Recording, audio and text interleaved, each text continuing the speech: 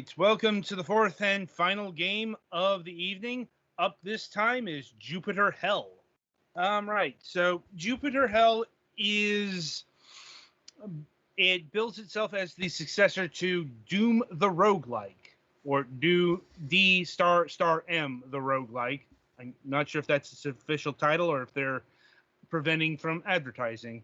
So they're saying it's like Doom, but it's a roguelike? Basically, though in more general terms, they're saying that this game is a 90s FPS combined with a roguelike. I will dispute that. Not so much the Doom part or the 90s. It's more the 90s FPS because I put about 12 hours into this game. If there's any Doom this reminded me of, it was Doom 3. Like, that's a big oof. A lot more faceless corridors and a lot less, Doom levels. Like I said, the aesthetics, Doom actually had pretty interesting level design. Yeah. And there's a lot more Space Marine bases here that look like Space Marine bases post Halo and stuff like that. I know it is perhaps not the attitude that they're going for here. It's just kind of what they ended up with. I'm not necessarily saying it's a bad thing, especially for a roguelike.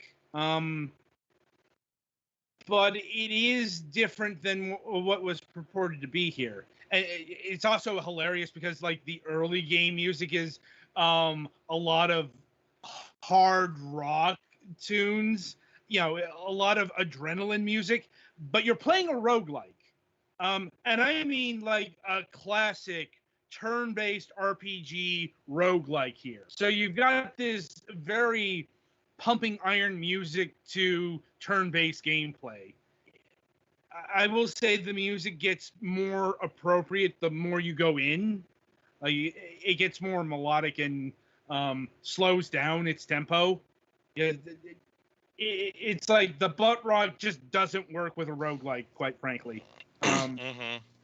That's more it's hard for me to get adrenaline pumped and twitchy when, I can move whenever I got turn-based movement here, and I want to plan out my attacks maybe. Does it do the proper roguelike thing where nothing moves unless you're moving? Yes, it does. That doesn't exactly amp you up. Yeah. It's all when you move, everything moves or fires or does whatever it's going to do.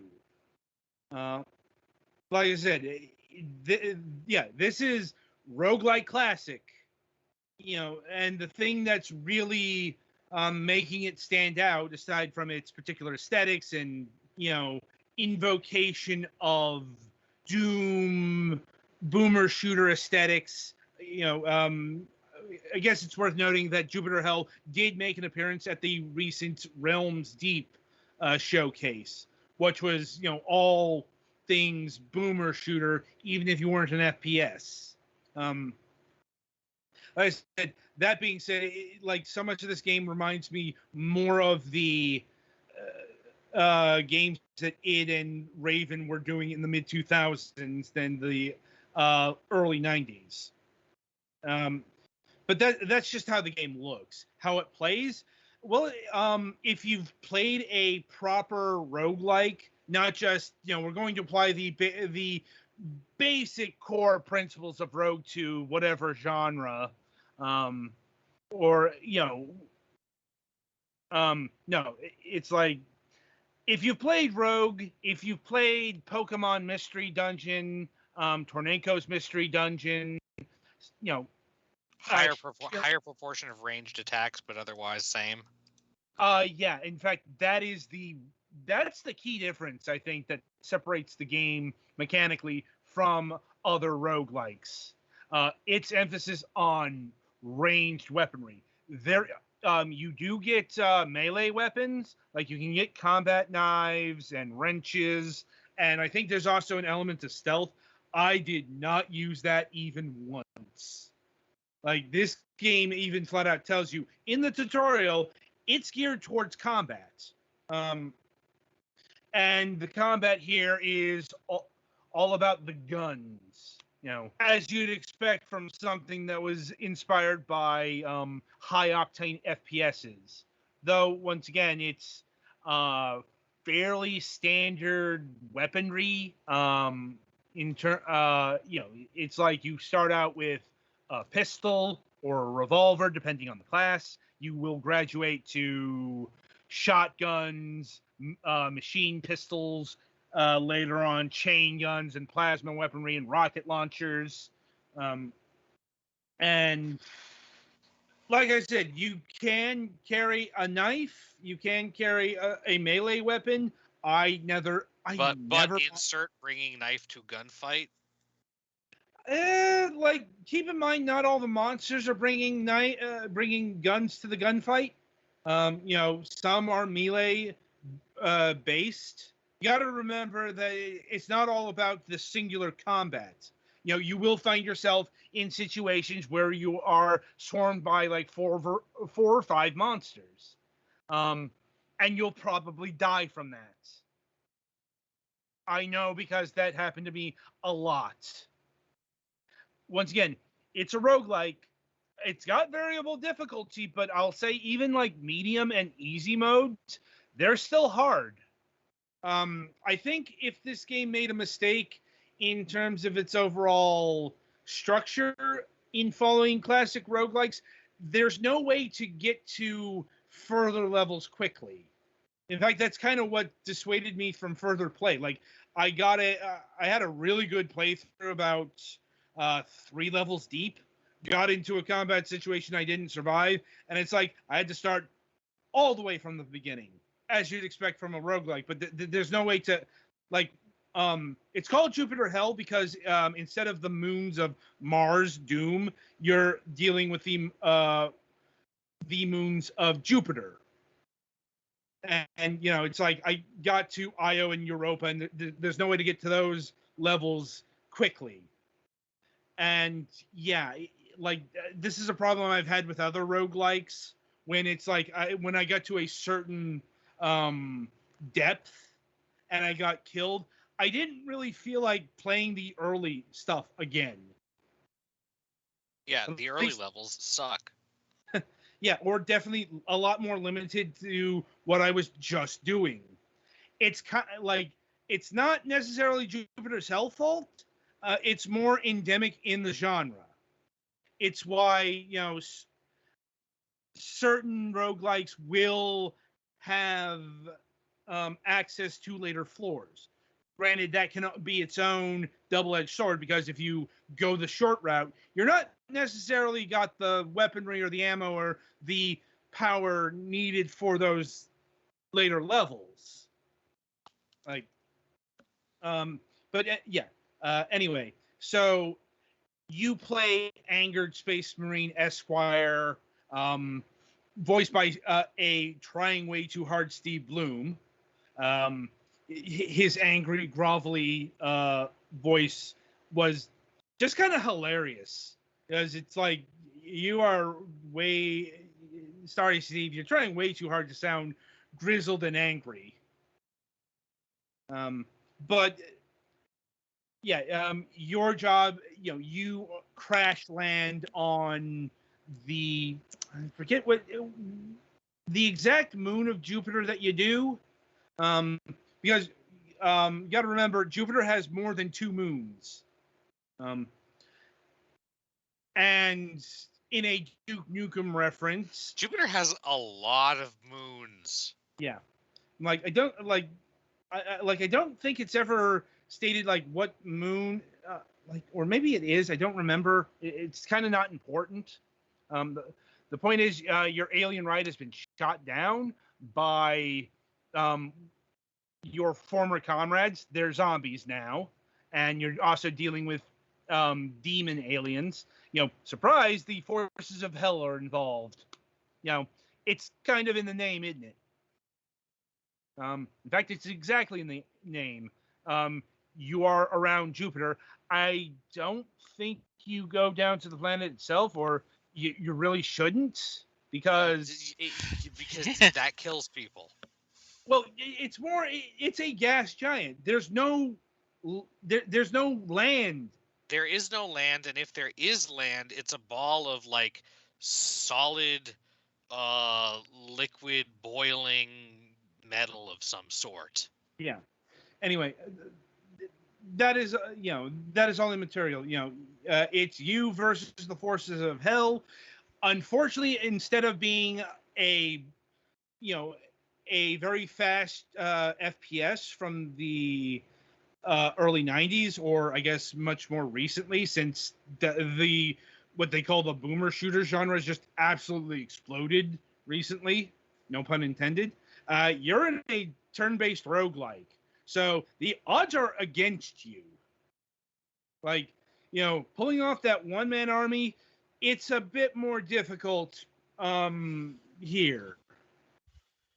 I will say it's more forgiving than other roguelikes I've played, but it's still difficult. You will die a lot, And so worth noting is this is a class-based roguelike. That is just, there's not that much difference, but there are differences. Like you've got your Marine, your Scout, and your Technician. One of the big differences is in the skills you can use. Like your bog standard Space Marine uses adrenaline power in order to, absorb pain. Pain is a stat in this game, so I couldn't tell you what it did necessarily. Like, I couldn't tell you a lot of what a lot of stats did. Gameplay is pretty simple, quite honestly.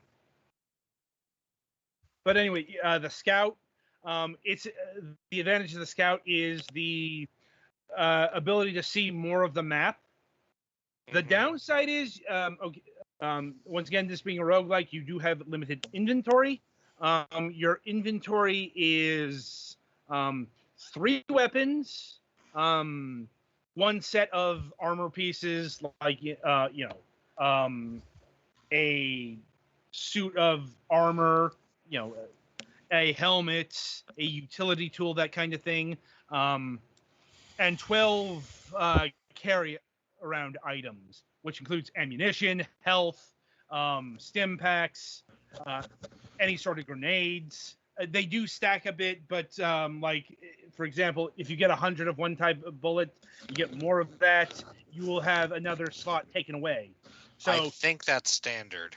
Yeah, I'm like, that doesn't surprise me, but it is definitely, like, this game is very much a standard roguelike, but put into the trappings of an FPS. Anyway, the Scout. The big disadvantage of the Scout, and the reason I really barely ever used him, Shit damage only starts with a knife, one of those things. No, actually starts out with a better gun, a 44 revolver, but you can only carry 2 weapons. Yeah, you will feel a profound difference in that very quickly. Especially if you want to carry different kinds of, because different, there are different ammo pools and different but like there is the 9mm, which is pretty standard, but there's also shotgun ammo, and there's also magnum ammo, and later on there's the 7.26, and then there's the plasma ammo. Now, you like the 9mm ammo is used in a lot more weapons than, say, the shotgun ammo. I will say, if you are going to default to one kind of weapon set or ammo type, at least in the earlier games, you're going to want the 9mm. The other stuff is a lot more specialized. a lot less common, not just in terms of the weaponry, but the ammo. Also, the different reload rates, like the 9mm stuff, reload once and you'll have a full clip, versus a revolver or the hunting rifle, where you will have to reload every bullet one at a time. Or the shotgun. The shotgun is going to be a frustrating weapon to use. Why? Because you can only shoot off one blast and then you have to reload. Let me tell you, there was a lot of times when I forgot to reload and I'm like, oh shit. And reloading takes a turn. Switching weapons takes a turn. So how fast that goes is a perk. You also get perks. Anyway, before I get into those, let me get finally the technician. They start out with multi-tools. Multi-tools allow you to engage in the hacking, which is at certain points you can gain access to the map. You can fool around with the security, which means you can turn off the robots, the turrets, or you can turn them against the other enemies. It provided you have enough multi-tools. I'm not sure if multi-tool usage is reduced, the technician. Also, different skill set there, you're able to generate smoke screens via their power usage. Anyway, yeah, as far as perks go, kind of, you know, they are things like you get better range on your weaponry, you can take more damage, you get more points in your armor. They stack up to 3 levels, and you have to get certain perks to unlock more advanced perks. It's some standard stuff in terms of upgrades. Though, once again, a bit, you know, it's a bit odd in the context of you're saying the invocation of early 90s FPSs, because when I think of perk systems, I think of late 2000s FPSs. You know, fucking Call of Duty 4 and its ilk. Because, you know, perks are a big part of the multiplayer campaign of modern military shooters. And kill streaks and all that stuff. You know, I get it fits in with what they're going with a roguelike. I'm just saying it's an interesting choice in context. And as far as the game itself, yeah, it's pretty good. Once again, I can boil this down to it's classic rogue, but ranged weaponry in an FPS shell wrapping. And it does those. It's a roguelike that looks like Doom. It's not actually Doom. Yeah. Yeah, it plays like Rogue. Just, yeah, if you're expecting something in the vein of actual Doom, it's not Doom, it's not Quake, it's none of that. It's Rogue. And I do need to impress this, because if you're going in expecting, you know, all of the boomer shooter, very fast, high octane gameplay, it's not there. It's something very different. Now, personally, I liked the combination because, now granted, we play a lot of roguelike and roguelike things on this program, but a straight and proper rogue clone, that is a lot less common. Like, at least, you know, in terms of indie developers beating it to fucking death. Mm-hmm. I mean, and I liked its emphasis on ranged weaponry. Like I said, I think that's the thing that really made it stand out in terms of its actual core mechanics. Because everything else you can correlate to rogue or roguelikes. Yeah, in rogues, very, very often the ability to reach out and touch someone from, I mean, first off, a lot of stuff is locked to being in or out of rooms.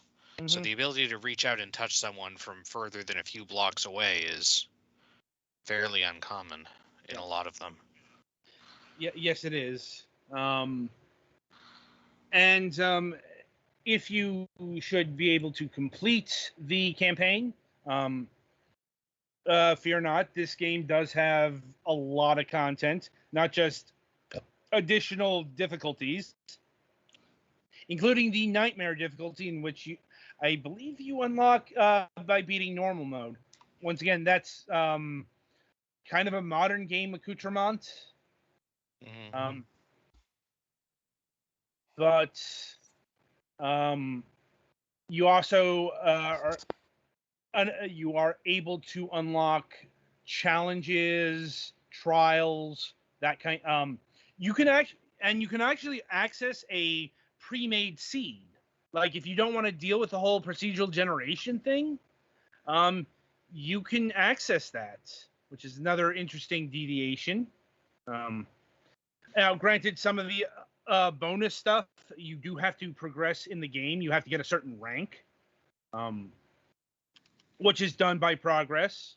But if you're into this, there's a lot to have you coming back here. And in terms of its construction, it's definitely rogue, and it's it's got the infinite range, but a lot of sameness, especially since like there are certain treasure tropes that you will catch on to. Like every level is going to have at least one healing pod, like one ammunition pod, one weapon pod, that kind of thing. Also worth noting, it's not a straight path to your destination. You can access different routes about halfway through a level. And those routes will either have additional routes to take or a special area, like it might have a laboratory or a storeroom you can access for some special goodies. Highly special goods. And overall, as a game, a damn good roguelike. Probably one of the better games I've played for review this year. It's got some issues, but I'd probably place those under the genre more than anything else. And it's like I don't think its aesthetics quite match up with its tagline, but didn't bother me. Anyway, in terms of pricing, $24.99 is what this will run you. Yeah, I think that's perfectly fine for what's on offer here. I mean, Lord knows Nintendo charges a lot more, or Square Enix charges a lot more for their roguelikes than what's on display here.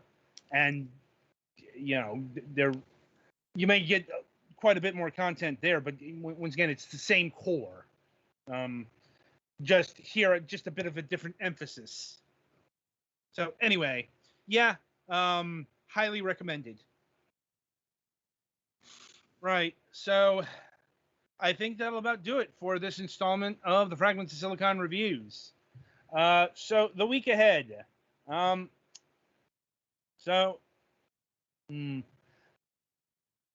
guess a bit of bad news in terms of scheduling. Our guests this week had to reschedule their ability to be on the program this week. The interviews are still happening, but they both got pushed off to October. So on the Wednesday show this week, we're doing another installment of Let's Play 80 Days. I think what is this? Part 11? So I don't know. I'm sure we're above 10 now. Yeah, it's part 11. What I got marked down here. I don't know, unless we want to shift over to, say, Heaven's Vault. We should probably finish 80 Days. All right. So at the very least, we'll continue on with 80 Days until we reach London. Yeah. And our Friday guest also needed to delay into October, so no Friday show this week. And yeah, as far as we know, a new installment of Last News Desk on the Left will be happening. So I guess a bit of a light week in terms of our regular production. Oh well. Anyway, until Wednesday, I shall wish you good gaming.